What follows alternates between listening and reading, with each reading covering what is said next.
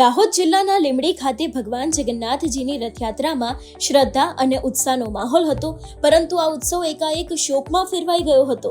રથયાત્રામાં વિશેષ આકર્ષણ અને આસ્થાનું કેન્દ્ર બનેલા લક્ષ્મી નામના ગજરાજનું અગમ્ય કારણોસર નિધન થતાં આખો પંથક ગમગીન બની ગયો છે. વર્ષોથી રથયાત્રાની શોભા વધારતા આ ગજરાજના અવસાનના સમાચાર વાયુવેગે ફેલાતા ભક્તોમાં ભારે દુઃખની લાગણી પ્રસરી ગઈ હતી. રથયાત્રાની શોભા અને અણધારી વિદાય આ ગજરાજ માત્ર એક હાથી નહોતો, પરંતુ વર્ષોથી તે ભગવાનની રથયાત્રામાં જોડાઈને લોકોની આસ્થાનું કેન્દ્ર બન્યો હતો. આજે રથયાત્રામાં ઉત્સાહપૂર્વક જોડાયેલા આ ગજરાજની તબિયત અચાનક લથડતા અને ત્યારબાદ તેનું મૃત્યુ થતા આયોજકો અને ભાવિકો સ્તબ્ધ થઈ ગયા હતા.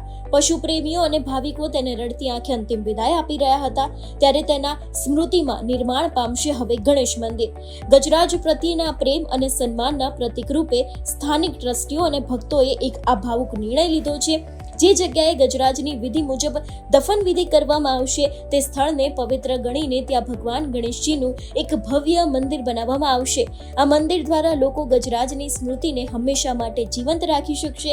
આ નિર્ણય સમગ્ર વિસ્તારમાં ચર્ચાનો વિષય બન્યો છે, જે સાબિત કરે છે કે પશુઓ અને માનવી વચ્ચેનો સંબંધ કેટલો અતૂટ હોઈ શકે છે. એટલે જે રીતે આજે આ દાહોદ જિલ્લાના લીંબડી ખાતેથી આખી ઘટના સામે આવી છે કે જેમાં ભગવાન જગન્નાથની રથયાત્રામાં શ્રદ્ધા અને ઉત્સાહનો માહોલ હતો, પરંતુ આ જ ઉત્સવ એકાએક શોકમાં ફેરવાઈ ગયો હતો.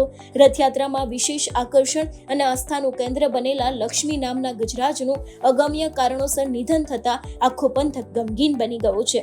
જોકે અત્યારે હાલ તેમના દ્વારા જે લોકો દ્વારા આ જ ગજરાજ છે ને શ્રદ્ધાંજલિ આપીને વિદાય પણ આપવામાં આવી છે.